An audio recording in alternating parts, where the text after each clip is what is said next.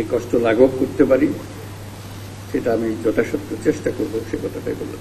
মুক্তিযুদ্ধ বাংলাদেশের ইতিহাসে সর্বকালের সর্বশ্রেষ্ঠ ঘটনা। যে কজন এখানে এসছেন অনেক কথা আমার কাছে বলেছেন, আপনাদের কষ্টের কথা বলেছেন।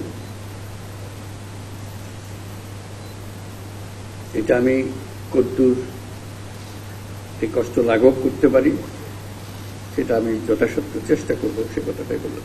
1971 সালের এই দিনে আমাদের সশস্ত্র বাহিনীর অকুতভয় সদস্য এবং বাংলাদেশের আপামর জনসাধারণ সম্মিলিতভাবে দখলদার বাহিনীর বিরুদ্ধে সমন্বিত আক্রমণ সূচনা করে। সেই আক্রমণের ফলে আমাদের বিজয় ত্বরান্বিত হয় এবং ফলশ্রুতিতে আমরা স্বাধীন ও সার্বভৌম একটা দেশ বাংলাদেশ অর্জন করি। আমি আজ গভীর শ্রদ্ধার সাথে স্মরণ করছি স্বাধীনতা যুদ্ধে শাহাদাত বরণকারী সকল বীর শহীদদের এবং মহান আল্লাহর দরবারে আমি তাদের বিদেহী আত্মার মাগফিরাত কামনা করি। আমি সকল শহীদ 25 বছরের ওয়ারেন্টিযুক্ত দীর্ঘস্থায়ী দরজা প্রোটেক্টর, আধুনিক ও মজবুত দরজা। বীর মুক্তিযোদ্ধা পরিবারের সদস্য এবং সম্মানিত যুদ্ধাহত বীর মুক্তিযোদ্ধাগণের প্রতি আন্তরিক শ্রদ্ধা জ্ঞাপন করছি। সশস্ত্র বাহিনী বিভাগের এই আয়োজনে আর্মি মাল্টিপারপাস কমপ্লেক্সে যে সকল খেতাবপ্রাপ্ত বীর মুক্তিযোদ্ধা ও তাদের উত্তরাধিকারীগণ উপস্থিত আছেন তাদের জন্য রইল আমার বিনীত শ্রদ্ধা। মুক্তিযুদ্ধ বাংলাদেশের ইতিহাসে সর্বকালের সর্বশ্রেষ্ঠ ঘটনা, যার ফলে পৃথিবীর মানচিত্রে বাংলাদেশ একটি স্বাধীন সার্বভৌম রাষ্ট্র হিসেবে প্রতিষ্ঠাতা এবং পরিচিতি লাভ করেছে।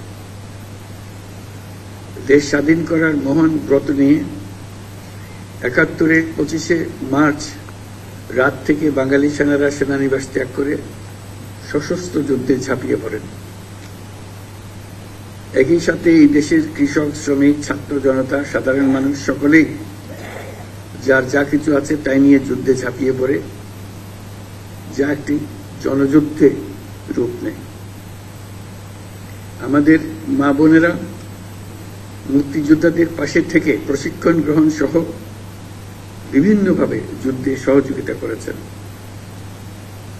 মুক্তিযুদ্ধে যুদ্ধরত সকল বাহিনীকে বাংলাদেশ ফোর্সেস নামে সাংগঠনিক রূপ দেওয়া হয়। সমগ্র বাংলাদেশকে 11টি সেক্টরে ভাগ করে সশস্ত্র বাহিনীর নেতৃত্বে যুদ্ধ পরিচালিত হয়। এছাড়াও পাকিস্তান নৌবাহিনীতে কর্মরত বাংলাদেশি সাবমেরিনার এবং নাবিকদের সমন্বয়ে গড়ে তোলা অকুতভয় নৌ কমান্ডো দল অপারেশন জ্যাকপট নামে দুঃসাহসী আক্রমণ পরিচালনা করে বিভিন্ন নদী বন্দরে খাদ্য রসদ বোঝাই শত্রু জাহাজকে ডুবিয়ে দিতে সক্ষম হয়।